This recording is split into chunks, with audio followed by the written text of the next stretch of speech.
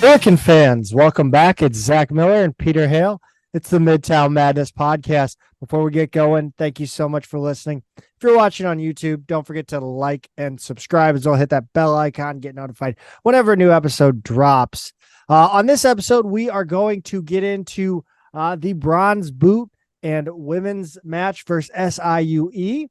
We're going to talk about men's basketball. Chris May appeared on the radio this week, so we're going to break down that appearance as well. And then we're going to talk a little volleyball, obviously, some field hockey, but I really want to get into Peter and I's attendance at the bronze boot and kind of what we saw. It just felt like it was a marker of athletic department complacency in my mind, but I want to get Peter's opinion on things as well, of course. But before, again, we get going, it's season 4. The Midtown Madness Podcast, as you know, is brought to you by Two Men and a Garden.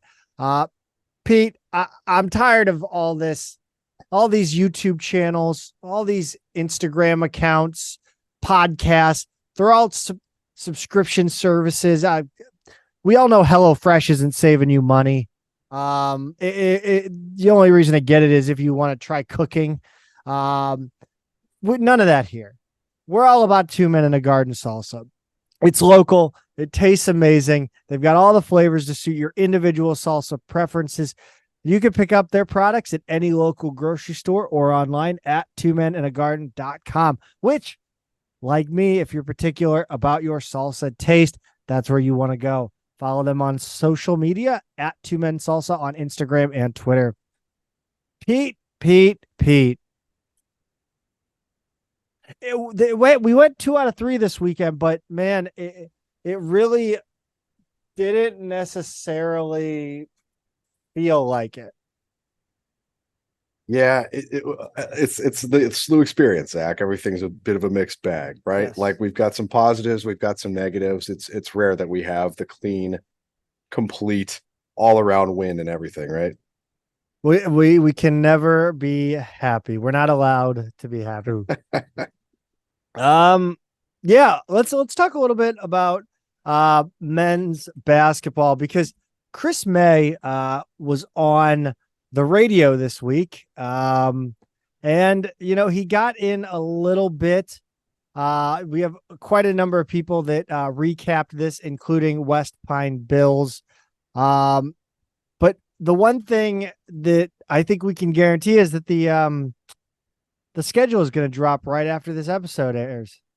Yeah, so his interview would have been about, as you're listening to this, almost a week ago, and he made it sound like the non-conference schedule would be out in about a week. So hopefully, as you listen to this on Labor Day or the day after Labor Day, they're getting ready to release it. My guess would be Tuesday, Wednesday, something like that. And then maybe by the end of the week, as soon as the end of the week, he made it sound like we could have something resembling a full A10 schedule as well. Yeah, I mean, anything from this interview that, these we talk about it, and these really aren't necessarily for us. I mean, obviously finding out the schedule is going to be released is something that we are interested in. However, not so much for the diehards. No, I mean, there were a few nuggets. One of the things I took away was he wasn't sure yet about the waiver for Brad Azawiro.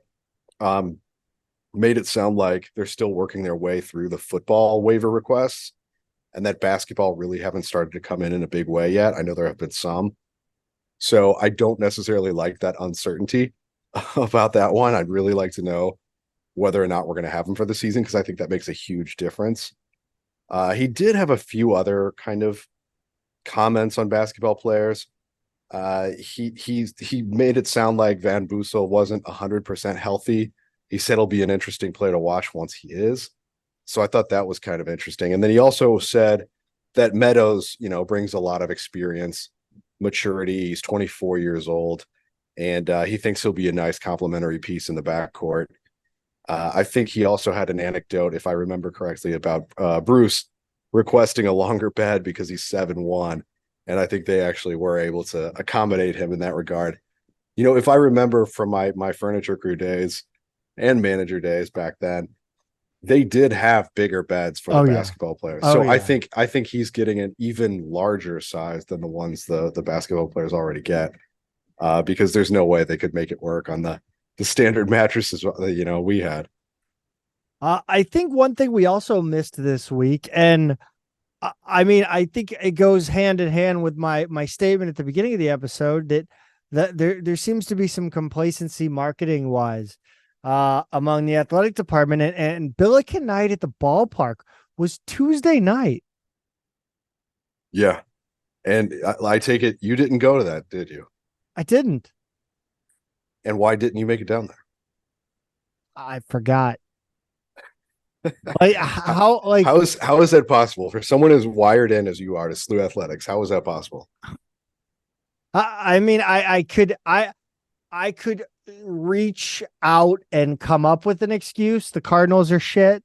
Basketball is we joke that of course this year they're gonna win the A10 going away because we're not expecting anything. There's not much to expect right now, or anything that would indicate that there's something to expect out of the men's basketball team. You've got soccer that's playing that night at 6 p.m. On ESPN. So, I mean, but like, I don't know. It seemed like a cool looking hat they gave away.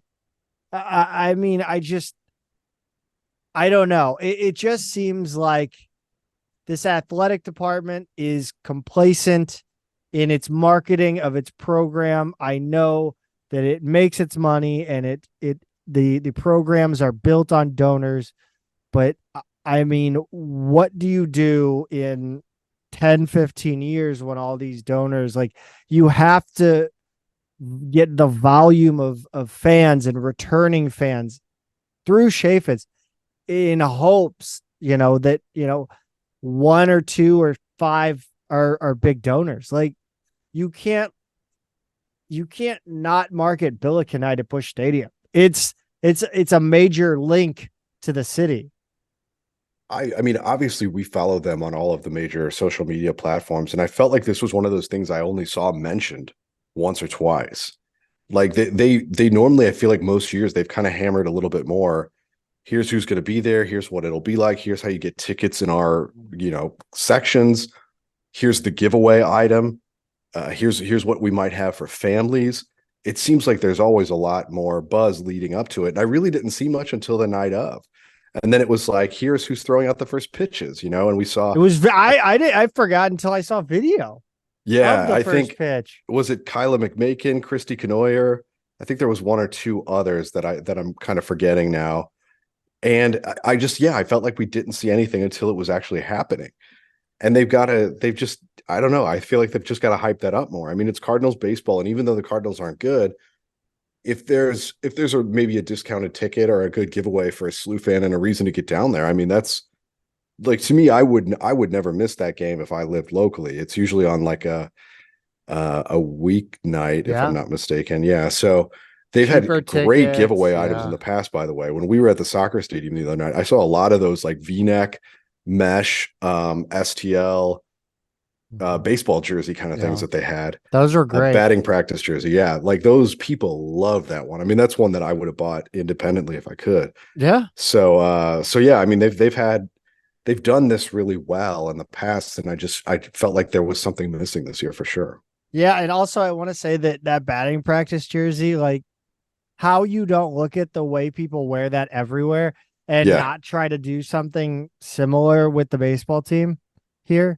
I see it all the time at events, and it's not like that many people could have gotten that, right? I mean, like, how many of those did they give away that night? And I see that every time I go to a SIUE event. That might have been the peak Billiken night. Just I think people love that. Like, I think that item was that like impressive, and I think that's almost more on the Cardinals. I remember leading up to when they announced that giveaway item, all of a sudden it was like things clicked into another gear. Like I felt like every post on Billikens.com was all of a sudden like, I'm going to make it down there. I just bought my ticket. I just bought 2 tickets. Hey, I can't make it down. Can somebody go for me. I'll buy that jersey off of you. I'll buy Dude, your ticket. Like that kind of thing. a Like people hot, love that. yes. People were Yeah. excited about that.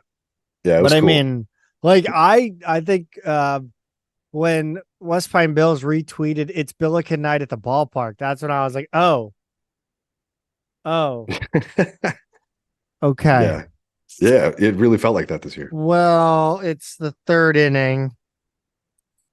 Yeah, I'm not gonna make it down there tonight. Yeah. Just and kind of just to carry it right into we'll move right into men's and women's games at SI or not at SIUE at City Park. I think the biggest thing they had to offer was and this is where I talk about being kind of a dollar smart, penny stupid. And I mean that as in like SLU did a pregame event at Union Station. I don't know what SIUE did, but I'll be damned if I didn't see SIUE workers, interns, whatever they are. I saw the SIUE mascot more than the Billiken. I'm just saying, like within the stadium, Billiken Athletics staffers, I didn't see one. I saw Jordan Neisler taking pictures, and that was it. Did you go to the pregame event at Union Station? No. Okay. I didn't either. And I was kind of wondering exactly where it was because Union Station's kind of big. Was it the pitch or yeah. I think it was right by the wheel. Oh, okay. Yeah, so I don't know. I mean, think they really pointed out the wheel a lot in the marketing, but like I don't know. I really like I would have gone, but it's like you get down there, you don't not really sure when to go. You're like, okay, it's between 2 and 4:30. Like, I don't know. Do I get down there at 4? Do I get down there at 3?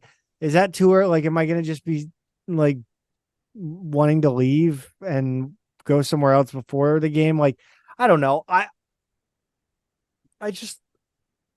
feel like SIUE made it a thing. And as much as I love that Katie Shields talks about it not being a thing for her team, like it's still the bronze boot on the men's side, and it's a game at City Park. This is a prime opportunity to showcase your program in your school and to get people who maybe there are City fans, right? Maybe there's City fans that are going to this game that don't really have a rooting interest. SIUE's handing out T-shirts at the gate. Yeah. I saw a lot of people in Just City jerseys too, or shirts or whatever. Yeah, and the other thing I'll say is that like City Park, it's still less than a year that place has been open. Mm-hmm. It's about this time last year actually that City 2 I think was the first team to play in there. I want to say September or late September of that year. So it's just under a year old in terms of being open to the public. And ticket prices are high, so it's a lot of people have not, especially a lot of the families that we saw at this game, haven't had a chance to go see a game there or maybe take their kids to a game there. Really get it, maybe see it in a context that's not super crowded or sure. you're just kind of hanging out in one section of it. Maybe you can walk around a little bit more.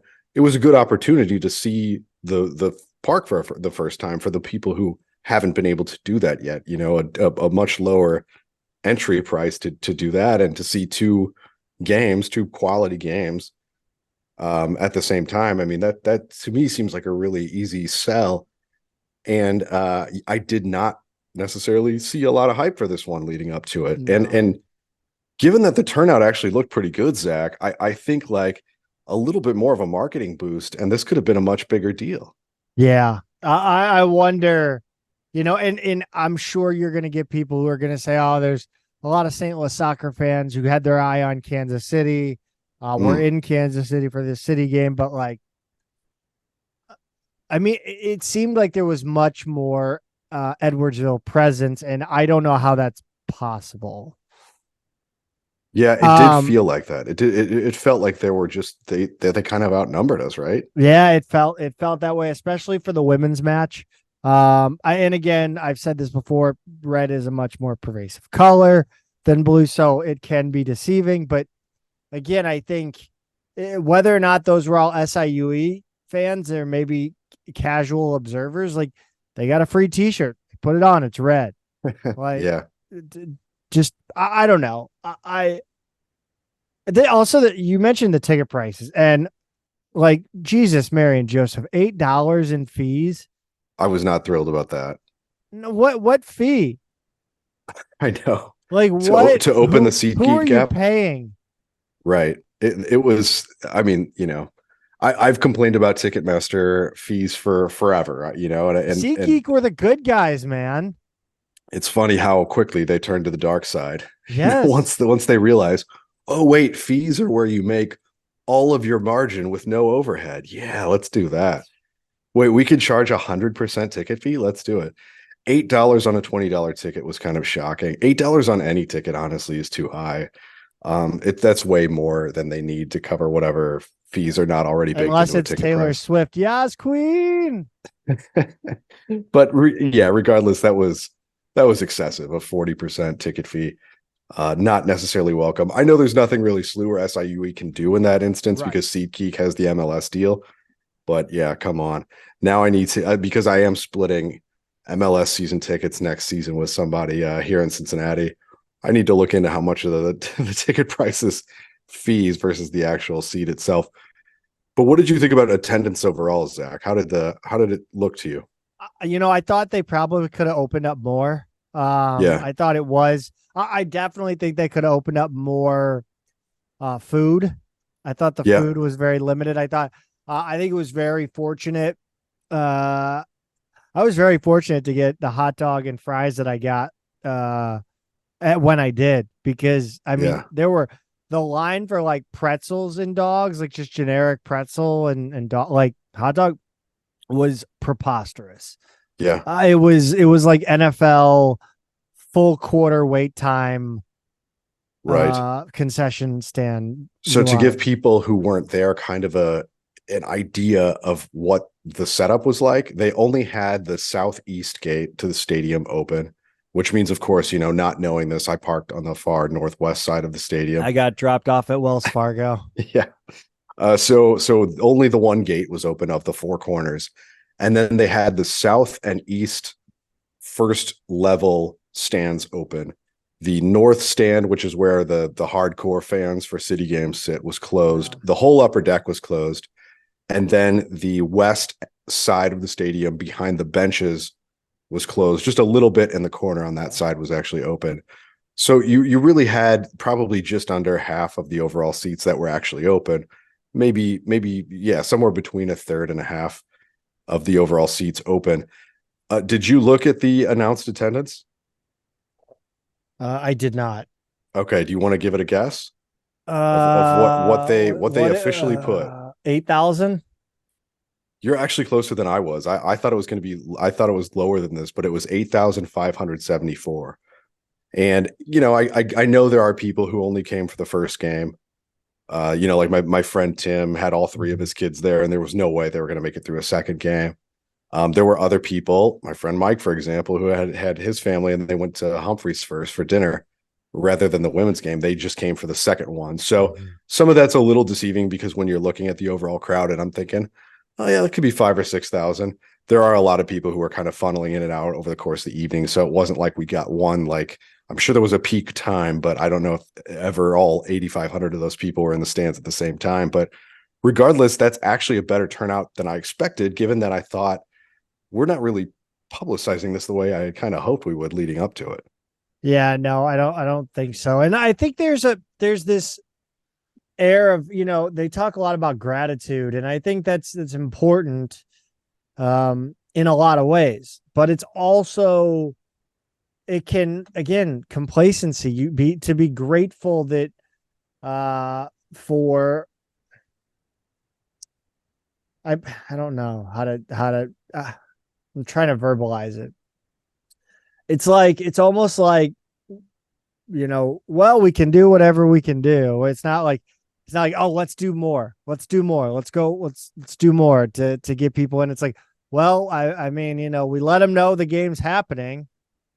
Yeah. It's, just be grateful that they come to show up and watch. No, go steal fans. Yes. Go buy Yes. fans. Especially young fans. I mean, like this kind of experience, if I were the right age Yeah. kid, this would have stayed with me for life. It's like I just saw my local university team play in the brand new shiny MLS stadium, and it was awesome. Yeah. Like that's so cool. And maybe there was a giveaway. Like I've always said, kid giveaways create fans for They life. do. I still have stuff that was given to me years ago, Yeah. like 2 arenas ago. I mean, like come on, like that kind of stuff. My daughter wears her from Superhero Night, like the cape giveaway that they had a couple of years ago. I Zach is mean, showing off one of his many bobbleheads right now on these screen. things are pretty freaking sweet. Like, I've got that thing too. I I think mean, at my even desk if at you, work. even like legitimately, like you could come up with a t-shirt that's like again, it's like that old, that Billiken soccer jacket I have. Like, why Yeah. not put a logo? Like, why not give away a shirt with that logo on it? Yes. That's dope. Yeah. I also, the other thing I would have liked to see is a little more engagement around the history of this series. I think right in front of where you and I were sitting, I know there were at least 3 former players kind of from that glory era. Like I recognized one of them, like guys who played at SLU in the early 70s or late 60s, back when they were like the national powerhouse, Yeah. sitting right by us. And it's like a lot of those guys are still around the area. And I think they're both SLU and SIUE. You could have played up the history of this match a little bit more, the meaning of it, maybe something on the video board to kind of show like, hey, here's that record crowd down from Busch Stadium too.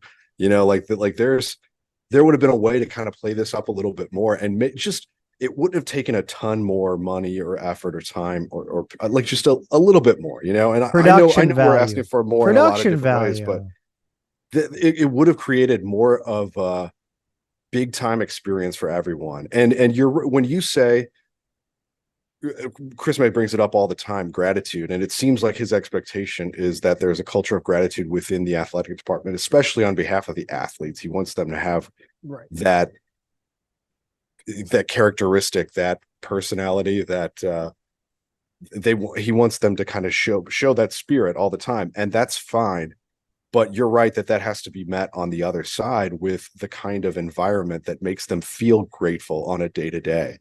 Yeah. And kind of it takes them out of the grind a little bit and gives them a lot to be grateful for. Yeah. And so I think just kind of going a little bit, rather than like one big splashy new facility like they've done and just go there, we've done it. It's like running an athletic program is an ongoing effort, and it just has to be there, and you have to give them the environment that they can be grateful for on a day-to-day basis. And that goes out to the fans too, don't just put it on the schedule and hope we show up. So I don't disagree that there could have been a little more all around there. Yeah, I think, and again, the production value, and I loved having the video board to look at. By the way, the sooner we can get a video board at Herman and at Billiken baseball, I mean, God, I would love for softball and baseball to get one, but I mean, there's just so many things that need to be done to fake it till you make it, man. Just like, I don't know, if we're not big time athletics, let's at least look like it. And again, like the production, like again, like they could have had a montage. They could have brought out players at halftime in between the games. They could have done something, what in between the games while they're starting to warm up.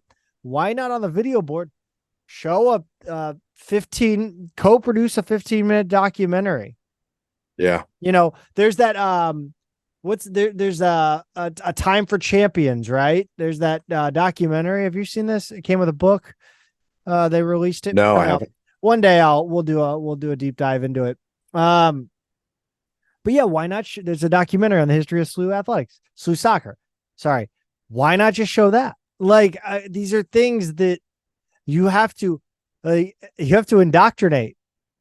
Yeah. Yeah. Like, there's a reason why I am the way I am, and it's not mental illness. Well, not completely. No. Yeah. No, it's because I was indoctrinated. I was indoctrinated by my uncle's friends, people who made Billiken basketball feel important and feel worthwhile. There was, Mhm. going to soccer games and listening to you know, uh, talk about Sorber, talk about McBride, talk about Keogh, talk about um, all these guys. Like, play up that history. People don't know what's important until you tell them. Yeah. Yeah, that's right. Anyway, let's get into the games. Let's get to the games. Yes. Pete, we had a rare opportunity to catch up this weekend. You made it into town. You were at City Park. And I honestly don't think we even talked about what was happening in the games most of the time. No, Uh, no, we did observe. yes. We were watching the game the entire time, but yes, we did a lot of just general catching up otherwise. Yes. 1-0 loss before that against number 23 Xavier on Thursday, August 31st at Herman. 79th minute penalty kick goal by Samantha Weehee gave the Musketeers the only goal they needed, Pete. The 79th minute PK goal is maybe the worst goal to give up. It may be worse than like a 90th minute PK goal, because like 79th gives you a glimmer of hope, but you're not going to get it in 11 minutes. It's just 11 minutes of torture rather than 30 seconds of torture. Sure. Well, what about the play that led to the goal, by the way? I mean, I believe Sophia Stram. Do I have that right? Or was it Abby Miller? They look, They're kind of like they're actually both listed in the in the box score.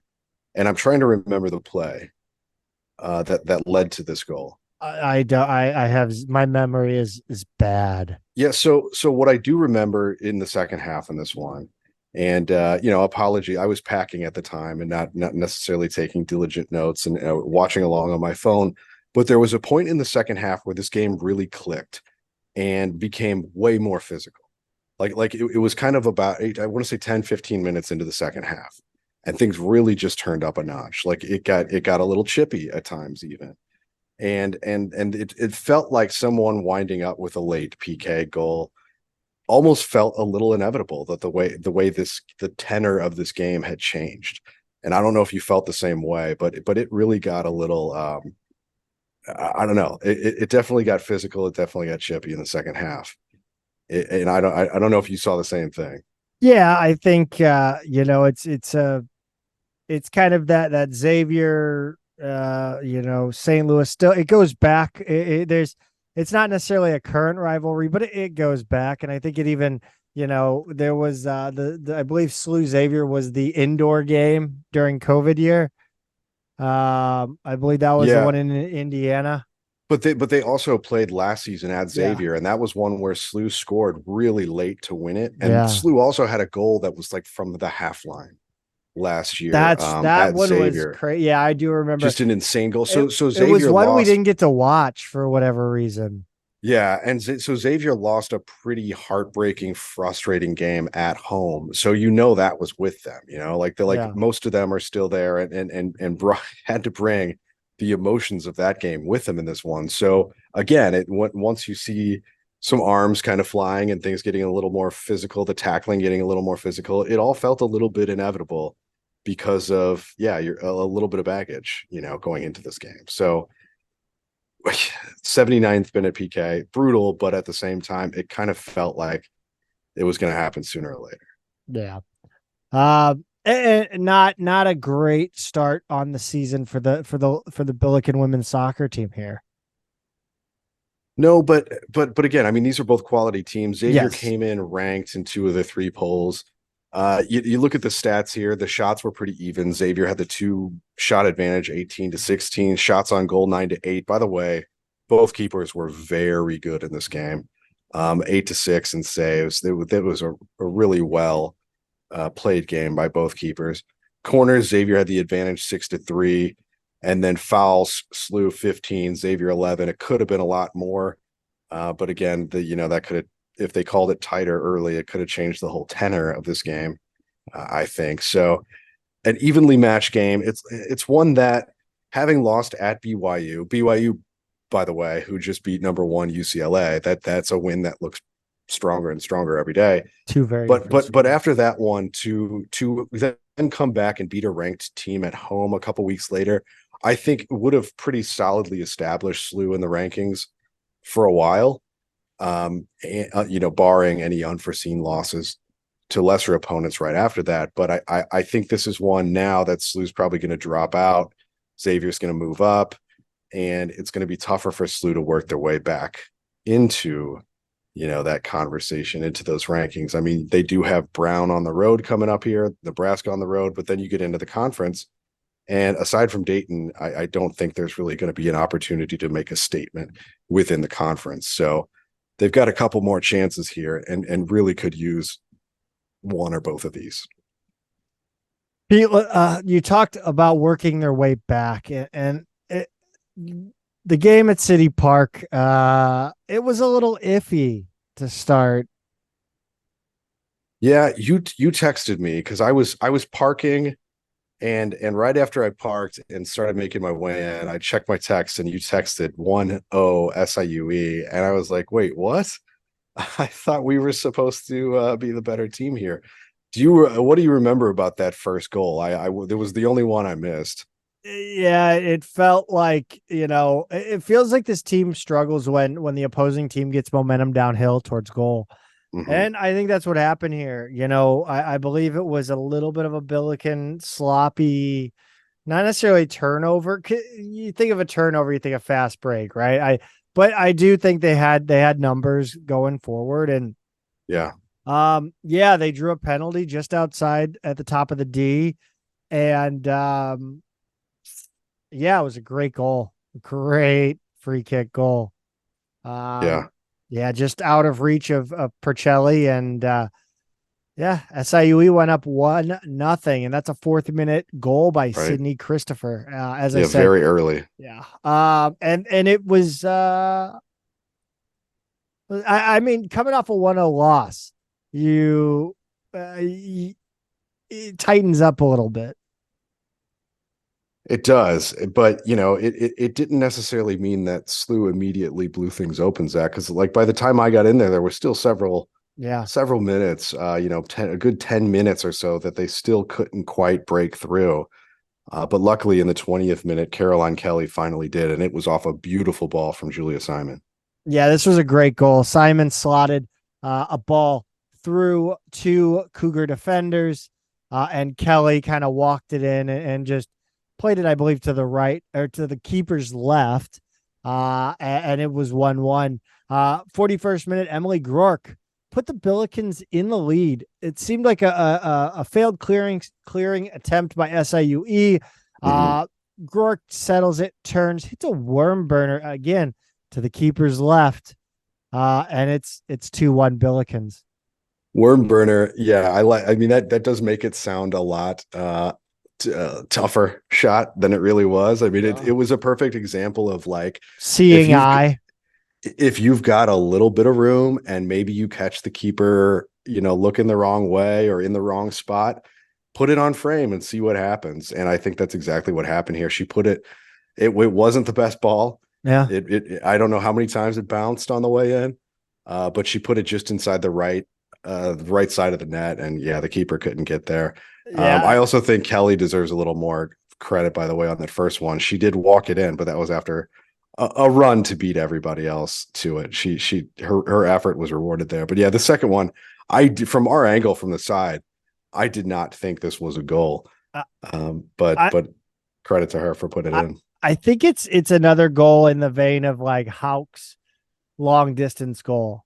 It's a goal that you're not going to necessarily see on the men's side. But everything is equal. Everybody plays by the same rules in the women's game. And I mean, that's the way the game's played. Yeah. I mean, sometimes you just gotta make them make a play. Yeah. And punish them for their mistakes too. And that's both of those things happened here. So we were 2-1 at halftime. 55th minute. Abby Miller adds a brace for the Billikens from the penalty spot. Peter, I missed this, the penalty that actually. Yeah, so it was. I'm trying to remember what SLU player was taken down. I think now that I'm thinking, it may have been Hannah Sawyer. It was taken down just inside the right side as we're facing the right side of the box, so the side of the field away from the benches that the fans were on. And it wasn't the hardest foul, but it was enough. And they put her on the stripe. Now, I think part of it here is there were the spot, Pete, and footy. It's not what did I say? The stripe. Yeah, sorry. All right, I had to take my basketball hat off here, but. So I think leading up to this, we had seen a few plays that or a few calls kind of go SIUE's way. Things that were a little rough on SLU that didn't get, fouls against SLU players that didn't get called.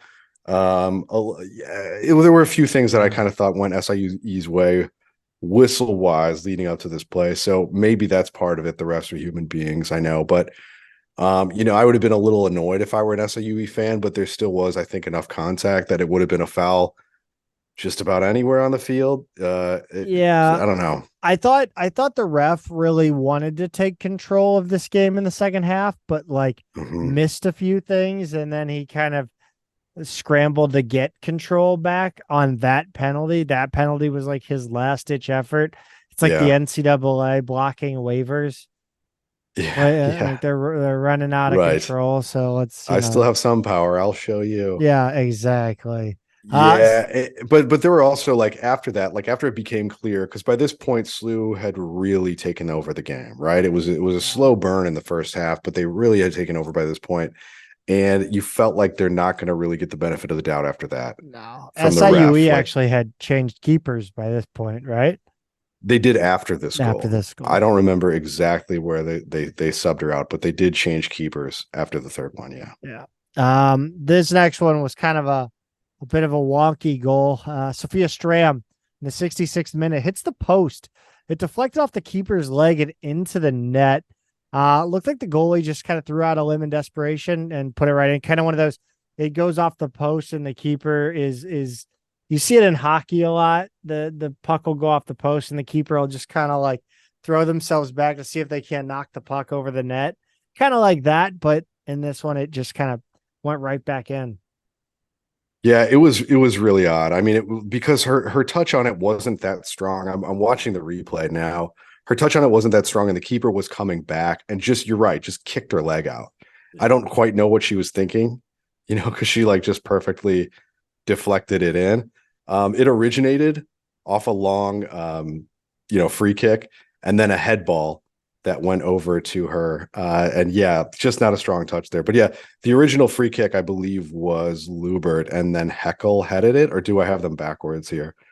Regardless, those were the two who set it up. And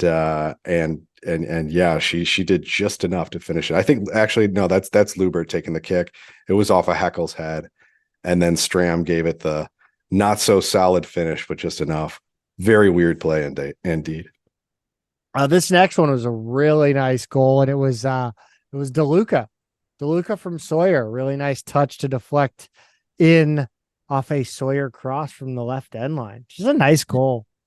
It was a nice move by Sawyer. She was one-on-one with an SIUE defender who had good position on her, who was kind of tracking her down.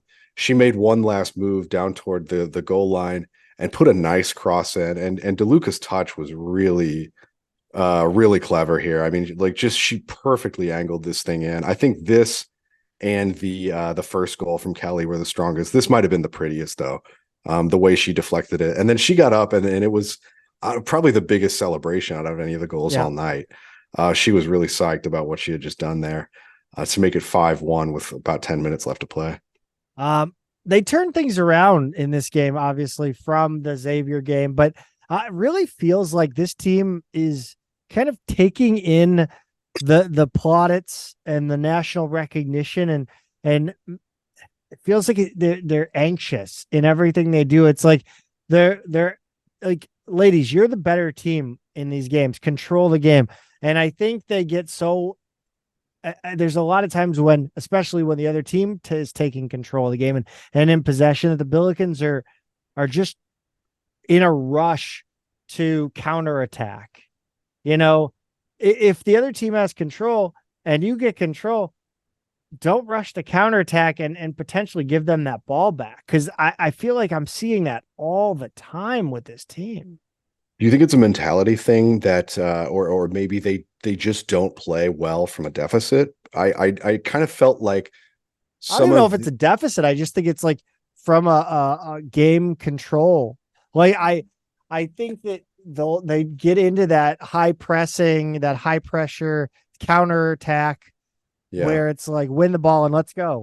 But like take a minute, play it around. You're the better team out here. You're clearly 5-1.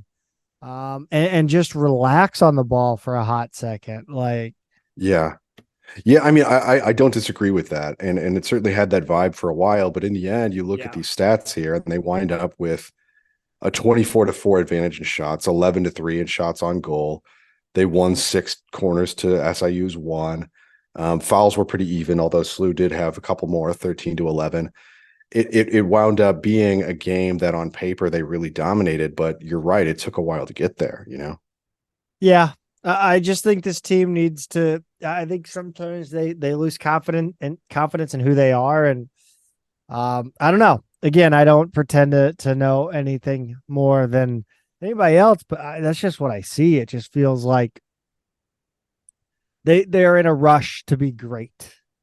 They want to finish the game in 5 minutes, 10 minutes, 15 minutes.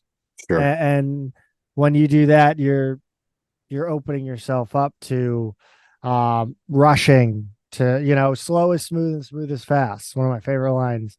Movie Shooter, Mark Wahlberg. It's a great line. Don't laugh at me. Next up for the Billikens, they will be at Brown. Where is Brown? Is that in Connecticut or something? Where's that at? No, Providence, Rhode Island. Okay. I was close. Yes. Not really. It's an Ivy League school. Crime Town. Providence. Providence. That's a great podcast, by the way. It is a great you listen to that? Yeah. Not in a long time, but it was on the. Yeah. That was a great one. Yeah. No, Brown's got a beautiful campus. Providence, very underrated city too, by the way. Sunday, September 10th at Nebraska.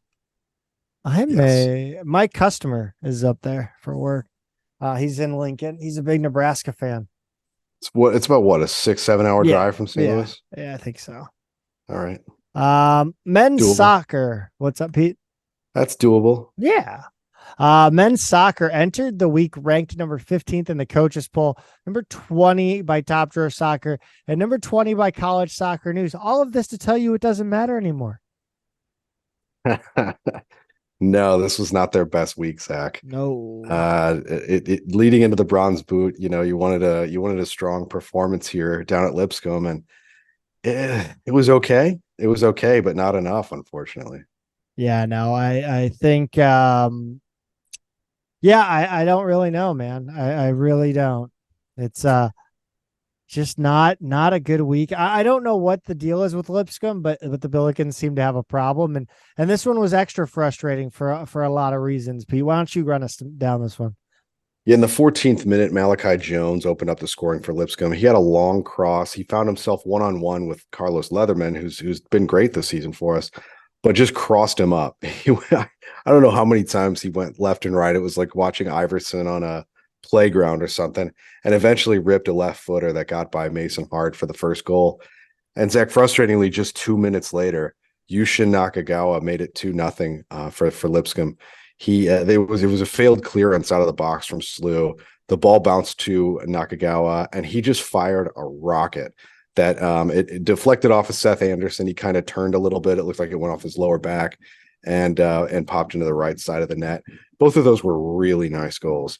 About 8 minutes later, Diego Koenigs got one back for SLU, picking up his first goal as a Billiken. But unfortunately, Zach, that was the 24th minute, and that was the end of the scoring for this game. It ended up 2-1. I mean, SLU really spent most of the rest of the first half looking like they were going to equalize, but they never did. Lipscomb's announcers really made it sound like it was, SLU was knocking on the door and Lipscomb just wanted to get to the halftime locker room. And so you kind of thought like, okay, maybe we're just that better team and it's going to take some time to equalize. and they just didn't. And the crazy thing is, in the second half, SIUE winds up with not one, two PKs. Well, they missed one. One of them was in the first. Sorry, yes, one was in the first half, but they wound up getting a second one late in the game. And Lipscomb's goalie, Juan Carlos Rodriguez, was excellent. Not at the table one, Carlos. Just amazing performance by him, and really frustrating for SIUE to spend most of the first half looking like they were going to get another goal, not getting it, getting a perfect chance in the second half, and still, failing to put one away. Tough game, like it's a road game against a team that's like kind of a borderline ranked team, like kind of level. I know that's a tough game, but man, I really would have liked to have this one going into the bronze boot. Also, they have chair back seats at Lipscomb Soccer Stadium. So they have chair back seats. They have an announcer who calls them the Bisons. Yeah. Oh my God. Which is an indictment on that institution's English department. He was the color commentary guy. Kept calling them the Bisons. I was trying to think of like, would someone call us the Billiken? It was just like I couldn't think of a. Oh, we're gonna get into what people call us when we talk about volleyball this weekend. I got grievances to air, my man. That would be a new thing for this show, Zach. Is you airing grievances? I am as even keel as they come, Peter. It wasn't as though I was pacing after SIUE scored the first goal in the women's game last. Right. I definitely wasn't pacing on the concourse of City Park or anything. The least surprising thing when I walked in the gate and saw Zach almost immediately was that he was not in a chair. Yeah. I thought that's good. He's got room to walk around. That's good. That's tougher to do at a men's basketball game. Speaking of not in a chair and walking around, it was awesome. I don't know if you remember Chris. Do you remember Chris that walked around soccer games all the time? Chris Teresi? I don't know. He's special needs guy. Yeah. Chris had a sister Gina. Yeah, their dad Joe took him down. Yes, yeah, I do. He was at the game. It was great to see him. Oh, I haven't seen him in forever. I know. It was like, yeah, because I think something changed when they moved women's basketball to he used to go to women's basketball all the time and volleyball, but when they moved to Chaffetz, it was a little bit tougher for him to walk around and do his just kind of, he was hang out. Yeah. But it was good to see him at the City game. I've seen him a couple times here and there at soccer games, but great to see him out at the game. Yeah. Shots on goal or shots in this one were Lipscomb 16, Billikens 14. SIUE had 5 on goal. Lipscomb had 4. Corners were 8-6. Lipscomb. Fouls were Bisons 18, Billiken 13. Not much home cooking in this one or the ability to accuse anyone of it. There were a lot of times. I mean, it wasn't just the 2 PKs, but there were some other times where I thought like, ooh, okay, I'll take it. That was fine. I've never seen. I don't want to say I've never seen, but I really felt like SIUE was the beneficiary of the officiating in this one, if anything. So we'll take that, but unfortunately, we were not able to take the win. Right. Bronze boot Saturday night, September 2nd at City Park. Unfortunately, for the first time since 1982, it will be heading to the east side of the river. Pete, you had to leave this one at halftime. My buddy who was supposed to meet me had a sick kid who was throwing up, which is coincidence because the Billikens also vomited all over this game. And this one was just kind of gross to watch. Mitchell Murphy got the Cougars on the board when he redirected an Andres Delacio cross past Abenel. Nick Munch finished off the Billikens when he slotted home a goal short side on the Billiken keeper. And Pete, this one I would have said I could have saved it. Like I believe I would have saved that. The first one, most people should have saved that. Yeah, the first one wasn't. It's not like it was poor goaltending or anything. Oh, the first one was good. That was it was a good cross, and he put just a perfect touch on there. Yeah. That sliding in. It was honestly the keeper was in exactly the right spot. It was just one of those like, maybe half the time it hits you, half the time it doesn't. It was And it he just was put it. you hope Berkey is in goal. Yes, he put it in a great spot, and it had nothing to do with where Yeah, Abenel no. was on The that one. second one, however, I mean, that was a shocker and a half. Like you can't like he got caught leaning to the middle of the goal so bad.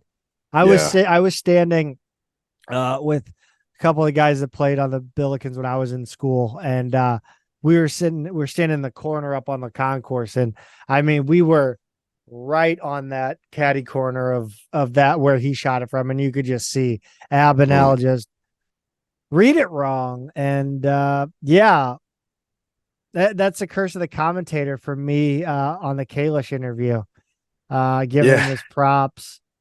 Yeah. Well, but I mean, okay, not he was 1 for 2, right? On Right. saves that he could have had there. But Oh, I don't think I he could mean, have had that first one. I say he's right, right. yeah, no, So I wouldn't even pretend to be mad at him on that first one. so I think the larger issue is just how he played overall, Zach. Because I mean, Yes. I watched the first half with you. It felt like SIUE was the slightly better team. To me in that It's half. I mean, boring. it was just not a great first half. Not a lot going. Not a lot of shots. I think I'm going to pull up the box score here. Because I feel like We outshot them. yeah. So shots in the first half with SIUE 3, SLU 2, and I Mm-hmm. want to say SIUE put one of those on frame. And then I guess they did. Yeah, and then in the second half, SLU outshot them 12-3, but 2 of those SIUE shots went in. So that's a pretty rough break right there, just in terms of the quality. Yeah. So again, I didn't see the second half with you. I did see replays of those goals, but unfortunately didn't see that. But there wasn't a lot in the first half to be proud of there. I mean, No, I the whole game just felt very like it just felt like SIUE was gonna get their chance at some point and they weren't gonna miss, and that was gonna be it. I mean, I don't want to sound like I'm saying I told you so, but it felt that way. You could feel the momentum, and it had a lot to do with the crowd too. I think it's yeah. I don't know. I just really didn't like what I saw from the team. Not enough scoring punch, not enough threatening. Like I don't think that our team is threatening at goal enough at all. Like it's It's got to get better. it's pretty wild for the game to outshoot a team 14-6, and shots on goal were 3-3, right? I mean, like Yeah. that's it felt like quantity and quality were certainly not lining up there. Yeah, no, and I didn't think quality was what the Billikens brought in this one either. I think it's another one where you kind of fall in love with Route One. Mm. I thought they definitely did in this one, and just they don't have those game breakers. Leatherman was really good in this one. I liked everything I saw from Leatherman. Everybody else, I don't know. I didn't notice anybody else. You know what I mean? Yeah. One of Yeah. those It was games where you don't. Yeah, I mean, Coppola played 45 minutes in this one. I didn't show up in my brain at all. mhm. I don't know. They got to find their scoring touch, and they got to find it quick. Yeah, they sure do. They sure do. Next up, they will be at SMU. That is always a tough match, Pete.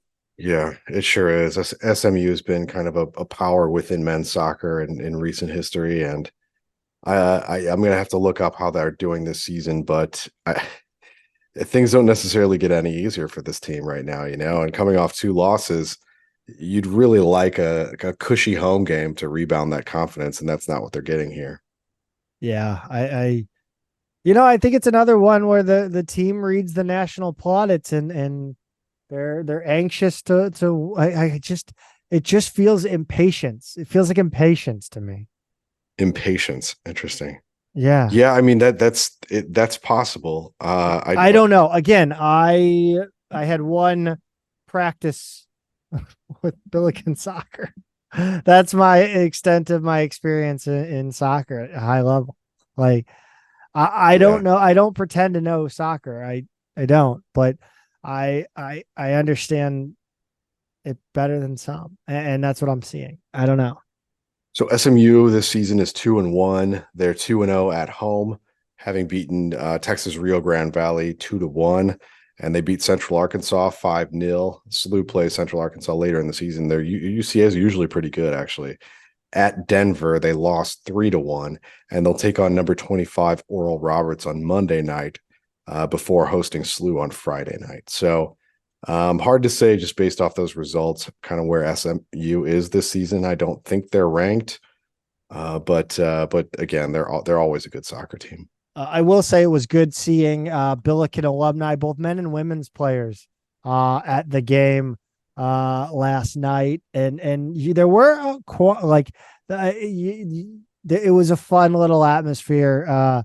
You had a few SIUE guys, SIUE grads, and it's like it's one of those where you remember why you don't drink watching a sporting event you are really like highly invested in, because you're just like pissed off.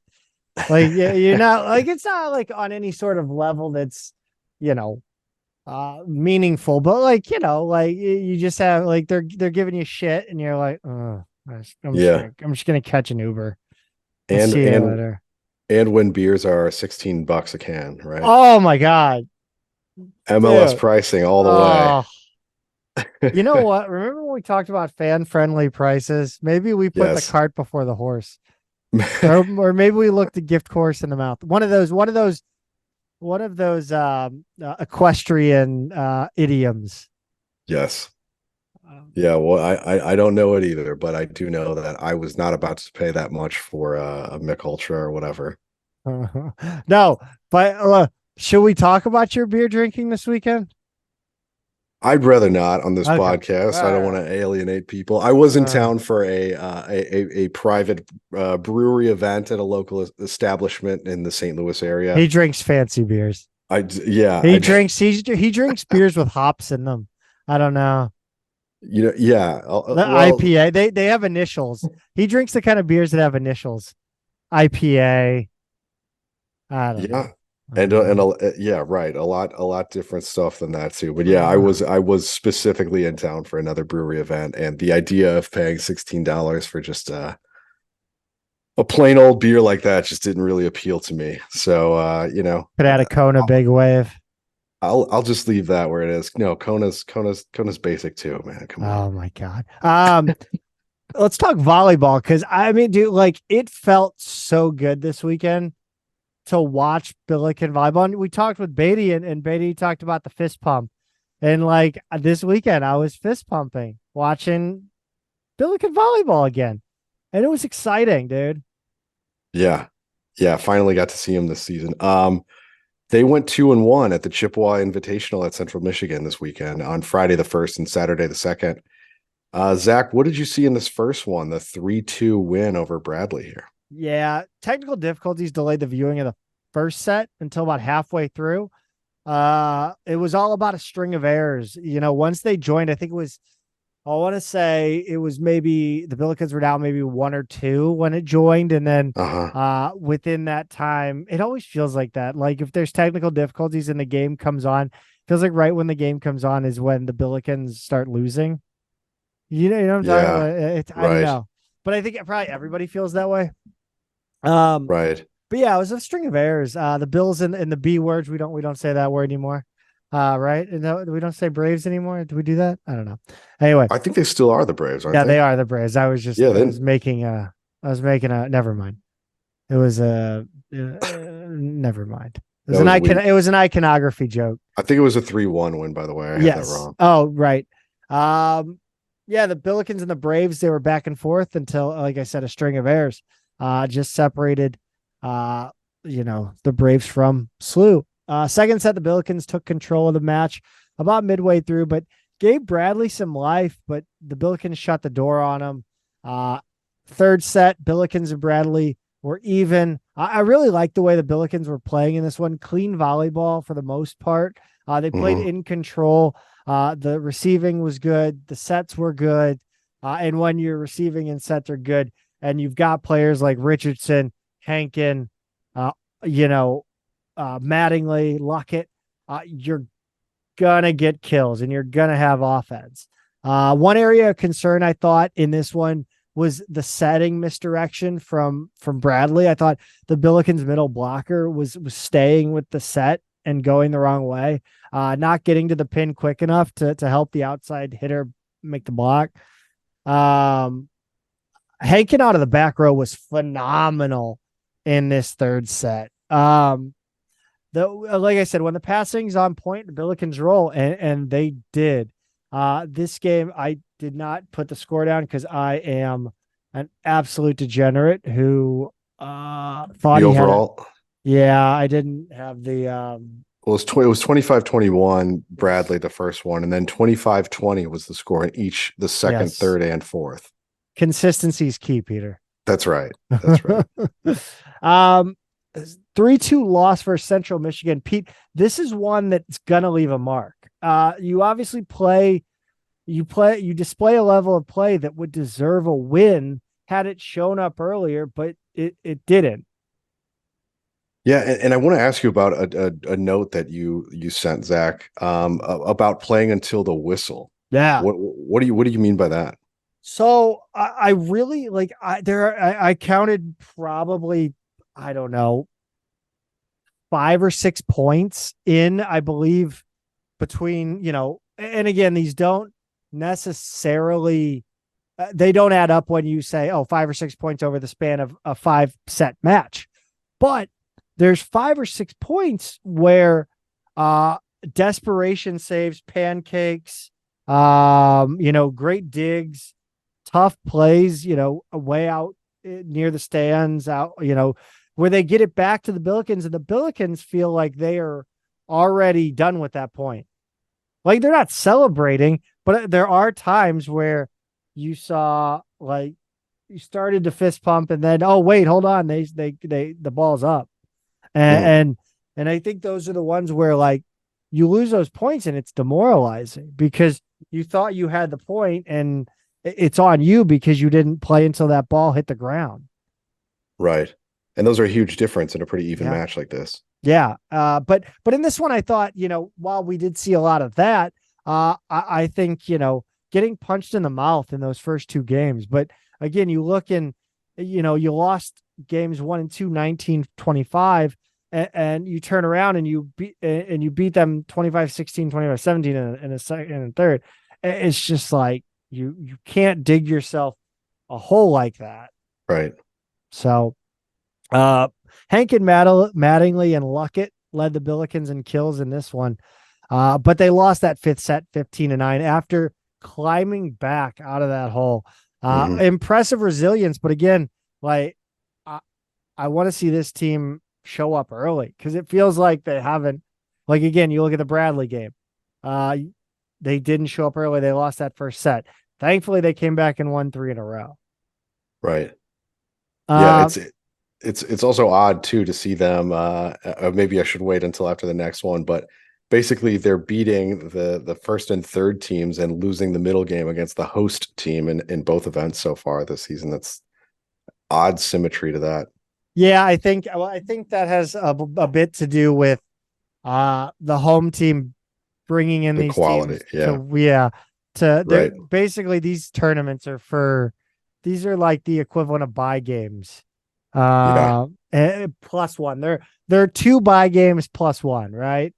Right. So it's Central Michigan brings in 2 trash ass programs and then a main event for Friday night. Sure. Yeah. And one that's going to sell, but yeah, Billikens beat Albany in that third one, 3-1. The Billikens were in control for the most part, except for that third set loss. It was 25-18, 25-19, 19-25, and 25-11. Hankin, Richardson, and Rice led the way in attack. And like I said, I think that you saw it a little bit more in this one. It's just that focus and that attention to detail and seeing the play to the whistle. Because there are those plays where miraculous ups from Albany turned into points against, and And those are big time momentum swings. Not only do you get down on yourself, but that gives the other team confidence. Right. But yeah, there was Albany was just not in the Billikens league in this one. Henkin, Richardson, Rice led the way in attack. Nice to see Rice step up in this one. She hadn't really factored in any of the previous two matches and did a really good job coming in.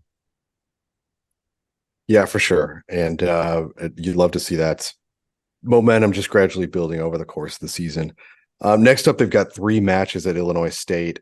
They will play the home team on Friday night between matches with Miami, Ohio, Friday morning, and New Mexico State on Saturday morning.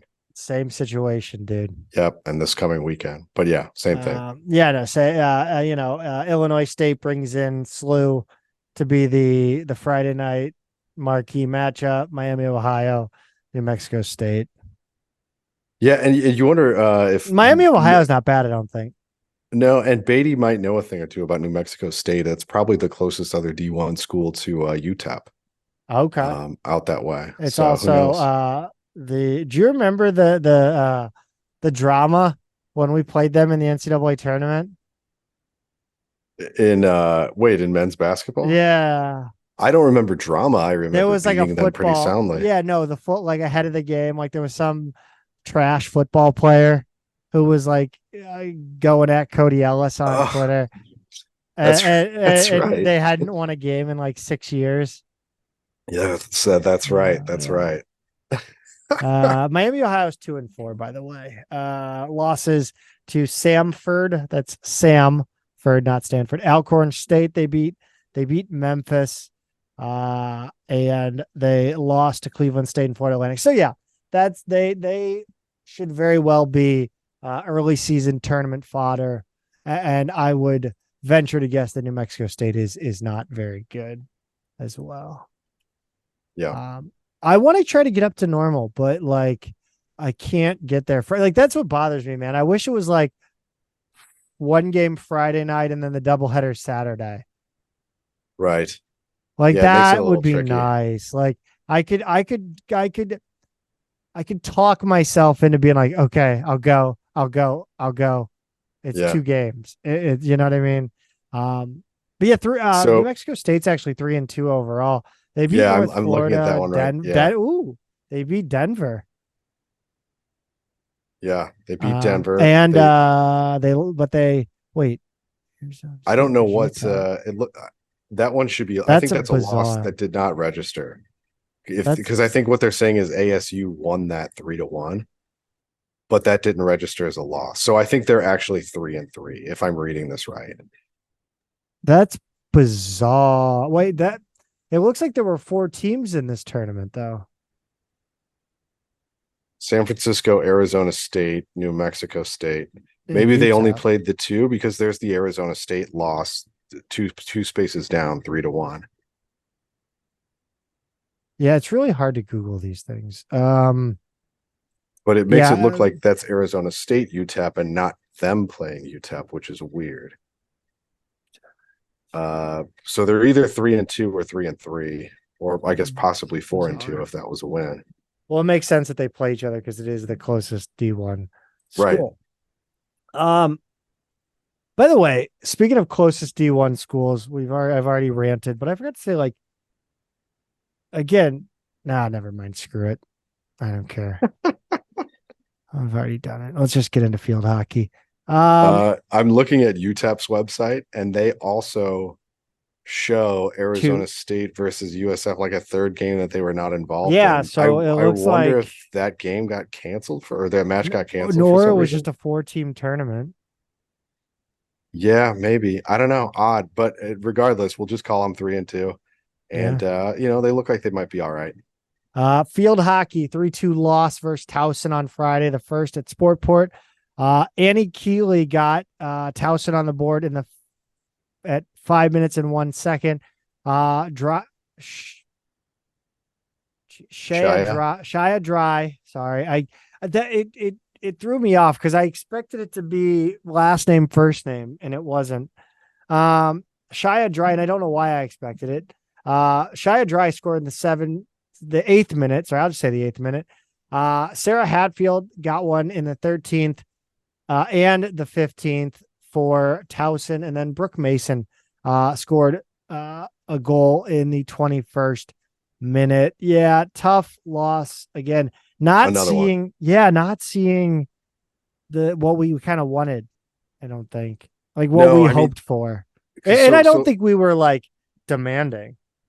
no, but you want to split these first four Right. games, right? Because okay, we were like the whole point is they're starting off with these evenly matched teams who had roughly the same records as SLU last year. They're kind of our peers, right? In lower halves of their conference, struggling a little bit at this level, and you wind up with all these close losses, 3-1.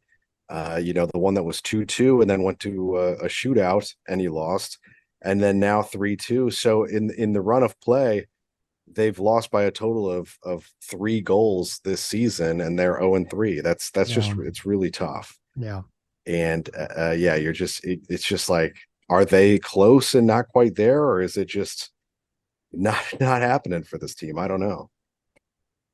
Yeah, unfortunate. Next up today at 1 p.m. They will play Lindenwood Sunday the 10th versus Colgate, both at Sportport. Pete, I gotta say, I really feel like they've added a lot more accessible home matches this season. When we talk about them a lot, it's always like, oh, it's at 4:00 on a Tuesday, 5:00 on a Thursday. If you can't get easily away from work, like you have no chance of catching a game if you wanted to.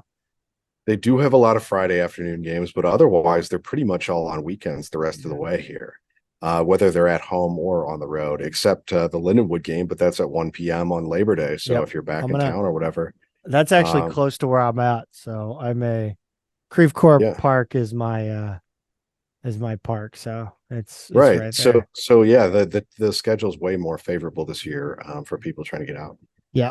Pete, run us down the cross country results. We saw our boy Farrell last night. We did. Yeah. We saw him at the game. It was good to say hi to him. But yeah, Harrison Martinenko, who, as you said, Zach, surprisingly didn't transfer when his guy Toby Gillen did, performed well. He finished third overall in the 6K with a time of 18:18, and our guy Farrell finished sixth overall, 18:28. And then we had a few other top 20 finishers there.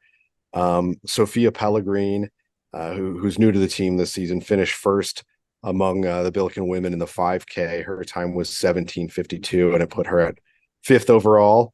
The men's team placed second behind Mizzou, and the women were second behind Mizzou and ahead of Missouri State. So, they're underway already. I kind of wasn't ready for track or cross country to start. I kind of forgot about them. I know. I'm always thinking track, but I was like, oh yeah, cross country should be starting up by now. But good to have the season underway. Yeah. Also, our guy Toby got his first Grove experience down at Ole Miss this weekend. He was on his Instagram. He said it's not AFL, but it'll do. But anyway, that's it. That's the week at Billiken Athletics. Not the best week, but some good stuff happening. Yeah. Some not so good stuff, and some stuff we got to complain about. So hopefully you enjoyed the show. Thank you for listening. Like and subscribe on all platforms. If you made it this far, extra thank you. But yeah, Pete, go Bills. Go Bills.